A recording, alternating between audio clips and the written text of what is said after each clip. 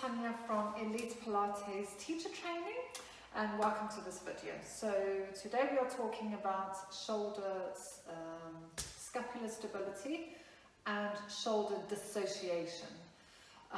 So a lot of Pilates, so what is Pilates?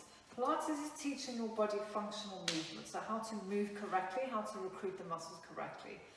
And because of the way we are nowadays, with driving and working on computers and stuff, our body has taken to using muscles not as they should.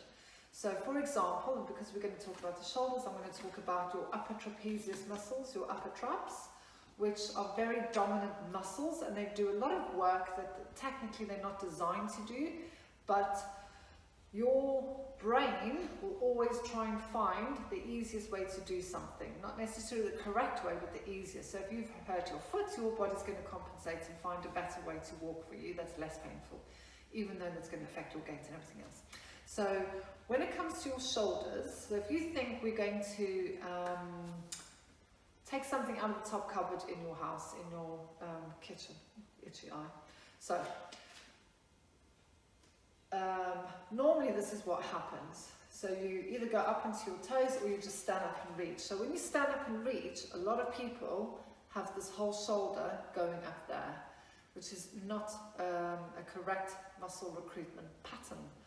What should happen, and we often say to the clients in the class, put your hand on the shoulder so that you can feel what's going on there, because some people are not very aware of what's happening. So you should be able to lift your arms up to a certain point without these muscles taking over. And then once you get a little bit higher, then they will. But they still, you are recruiting them in a correct order rather than just the whole shoulder coming up and then the arm. The arm should lift first and then the shoulder. So that is more of a functional range, range for your shoulder to work in, so it's a lot safer and it's a lot stronger for your shoulder.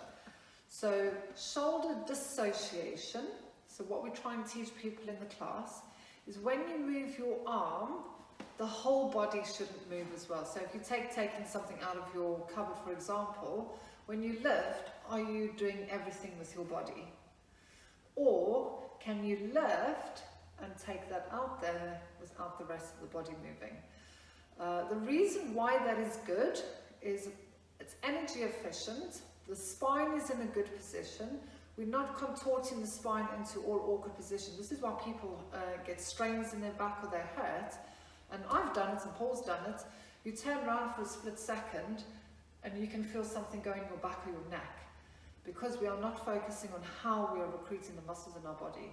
So generally, tummy in, strong core, you lift the arm, make sure the shoulder's not lifting until it needs to lift, and then take something else. And if you need to, stand on your toes and use your feet to help you with that.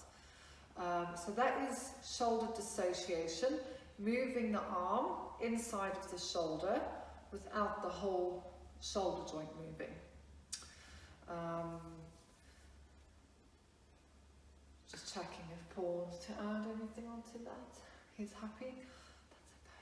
So, again, I'm Tanja from Elite Pilates Teacher Training. That was just a very quick explanation about shoulder positioning, stability, dissociation, so that you have a little bit of an idea when you come to the beginners classes what we are talking about. And we hope to see you on the mat soon at one of our beginners courses. Take care.